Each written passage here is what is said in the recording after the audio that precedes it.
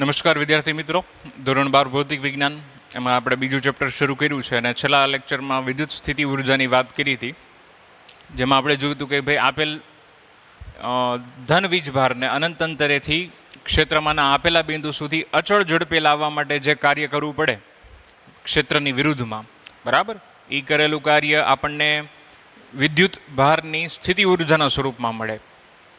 હવે એના આધારે જ આપણે જોઈએ વિદ્યુત સ્થિતિમાન. બરાબર, પેલા વ્યાખ્યા જોઈએ. એકમ ધન વીજભારને અનંત અંતરેથી ક્ષેત્રમાંના આપેલા બિંદુ સુધી લાવવા માટે, બરાબર, અચળ ઝડપે લાવવાનું છે. અચળ ઝડપે લઈ જવા માટે વિદ્યુત ક્ષેત્રની વિરુદ્ધમાં જે કાર્ય કરવું પડે તે કાર્યને, તે બિંદુ પાસેનું શું કહીશું આપણે? વિદ્યુત સ્થિતિમાન કહીશું. બરાબર, આપણે કોને લઈ જશું? એકમ ધન વીજભારને. ક્યાંથી? અનંત અંતરેથી. ક્યાં? તો કે ક્ષેત્રમાંના આપેલા બિંદુ સુધી. કેવી રીતે? તો કે અચળ ઝડપે.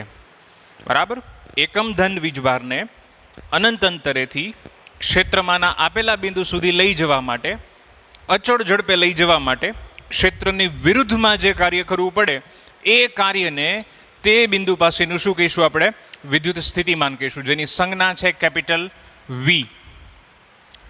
બરાબર, હવે એના માટે ધારો કે ઉગમ બિંદુ જે ઓ છે, ત્યાં એક ધન વીજભાર કેપિટલ ક્યુ પડ્યો છે. બરાબર, એના ક્ષેત્રમાં નિયત અંતરે બિંદુ પી અને અનંત અંતરે બિંદુ આર પડ્યું છે. નિયત અંતરે બિંદુ પી છે અને અનંત અંતરે બિંદુ આર છે. આર ઇન્ફિનિટી છે અને બિંદુ પી છે જેનો ક્યુની સાપેક્ષે સ્થાન સદિશ છે આર. હવે જો આપણો વિદ્યુતભાર ક્યુ હોય, એકમ ધન વીજભાર ન હોય પણ ક્યુ હોય, તો એને અનંત અંતરેથી પી સુધી લાવવા માટે કરવું પડતું કાર્ય છે એને આપણે એની સ્થિતિ ઉર્જા કહીએ. બરાબર, એકમ ધન વીજભારને બદલે આપણે કોઈ સ્મોલ ક્યુ મૂલ્યનો વીજભાર હોય એને અનંત અંતરેથી પી સુધી લાવીએ તો એ વીજભારને એની આપણે સ્થિતિ ઉર્જા કહીએ છીએ. પણ વ્યાખ્યામાં એકમ ધન વીજભાર કીધો છે. બરાબર, હવે ધારી લો કે પી પાસેની સ્થિતિ ઉર્જા છે યુપી અને આર પાસેની સ્થિતિ ઉર્જા છે યુઆર. બરાબર, પી પાસેની ઉર્જા યુપી અને આર પાસેની ઉર્જા યુઆર હોય તો વ્યાખ્યા પ્રમાણે જો તો એકમ ધન વીજભાર એટલે જે આપણો વીજભાર છે એને છેદમાં જવા દેવાનો, અને આ જે કાર્ય છે એને તો આપણે સ્થિતિ ઉર્જા કીધી ને, યુપી માઇનસ યુઆર. આપણે છેલ્લા લેક્ચરમાં આપણે આની વાત કરી હતી. તો વ્યાખ્યા પ્રમાણે જુઓ તો ઉપર જે છે એ કાર્ય અથવા તો સ્થિતિ ઉર્જાનો તફાવત છેદમાં એકમ ધન વીજભાર એટલે છેદમાં વિદ્યુતભાર આવશે. તો આ જે સૂત્ર મળે આપણને એને તે બિંદુ આગળના વિદ્યુત સ્થિતિમાનના તફાવત કહેવાય. કોની? એટલે આ જે મળે એ આપણને સ્થિતિમાનનો તફાવત મળે. કોનો? તો કે બિંદુ પી અને આર વચ્ચેનો. બરાબર, વ્યાખ્યામાં તો એકમ ધન વીજભાર લેવાનો છે અને અનંતેથી પી સુધી લઈ જવાનો છે. એટલે અહીંયા જુઓ તો વીપી માઇનસ વીઆર એટલે કે પી અને આર વચ્ચે સ્થિતિમાનનો તફાવત બરાબર UP minus UR divided by small q, જ્યાં વીપી શું છે તો કે પી પાસેનું વિદ્યુત સ્થિતિમાન અને વીઆર શું છે તો કે આર પાસેનું વિદ્યુત સ્થિતિમાન. બરાબર, એટલે અહીંયા આપણે વાત કરી છે સ્થિતિમાનના તફાવતની. બરાબર, સ્થિતિ ઉર્જાના વખતે મેં કીધું હતું કે ભાઈ આપણા માટે વિદ્યુત સ્થિતિ ઉર્જાના નિરપેક્ષ મૂલ્યનું કોઈ મહત્વ નથી. બરાબર, આપણે મહત્વ શેનું છે તો કે બે બિંદુ વચ્ચે સ્થિતિ ઉર્જાના તફાવતનું મહત્વ છે. આપણે ગુરુત્વ સ્થિતિ ઉર્જામાં એ જ વાત કરી હતી કે ભાઈ આ બિંદુ આગળ એની નિરપેક્ષ ઉર્જા કેટલી છે કે અહીંયા કેટલી છે એ અગત્યનું નથી.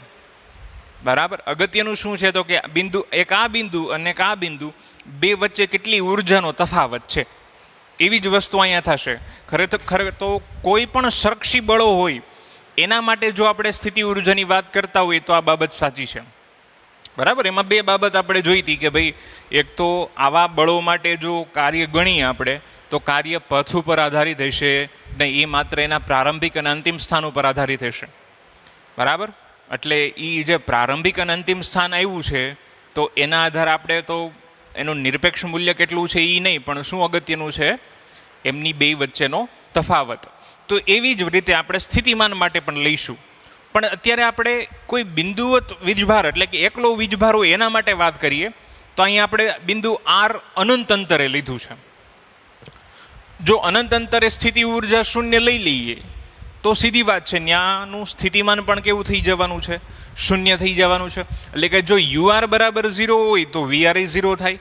આ બે જગ્યાએ ઈ કિંમત મૂકું તો શું મળે, તો કે વીપી બરાબર યુપીના છેદમાં ક્યુ. અને યુપી એટલે શું, તો કે ડબલ્યુ બાય ક્યુ, બરાબર. ડબલ્યુ પી બાય ક્યુ એટલે પી બિંદુ માટે પી બિંદુએ લઈ જવા માટે કરવું પડતું કાર્ય, એવું આપણે કહીશું. એટલે આના ઉપરથી ખબર પડે કે ભાઈ એકમ ધન વીજભારને છેદમાં છે જો વીજભાર, એટલે એકમ ધન વીજભારને અનંત અંતરેથી આપેલા બિંદુએ પ્રવેગ રહિત લાવવાનો છે. પ્રવેગ રહિત કયો, અચળ ઝડપી કયો, બે વસ્તુ એક જ થઈ, બરાબર. ન્યૂટનની ગતિનો પહેલો નિયમ છે. પ્રવેગ રહિત ગતિ કયો કે પછી અચળ ઝડપે કયો કે બે સ્થિતિ સરખી થાય. તો આવી રીતે પ્રવેગ રહિત લાવવા માટે બાહ્ય બળ વડે થયેલું કાર્ય એટલે તે બિંદુ પાસેનું વિદ્યુત સ્થિતિમાન, એટલે કે વી બરાબર ડબલ્યુના છેદમાં ક્યુ. હવે આ કાર્યની ગણતરી આપણે છેલ્લા લેક્ચરમાં કરી હતી.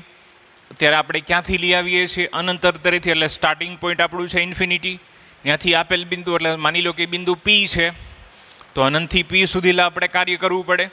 બાહ્ય બળ દ્વારા કરવાનું થાય તો એફ એક્સટર્નલ ડોટ ડીઆર થાય. પણ આપણે છેલ્લા લેક્ચરમાં જોયું હતું કે ભાઈ એફ એક્સટર્નલ જે છે ઈ અને વિદ્યુત બળ બંને સમાન મૂલ્યના પરંતુ વિરુદ્ધ દિશાના હોય. એટલે એફ એક્સટર્નલને કોનાથી રિપ્લેસ કરી શકાય, માઇનસ એફ ઈથી, બરાબર. આ કાર્યનું સૂત્ર છે આ. પણ બેયના મૂલ્ય તો સરખા છે, જેના માટે હું ક્યુ ઈ લખી શકું.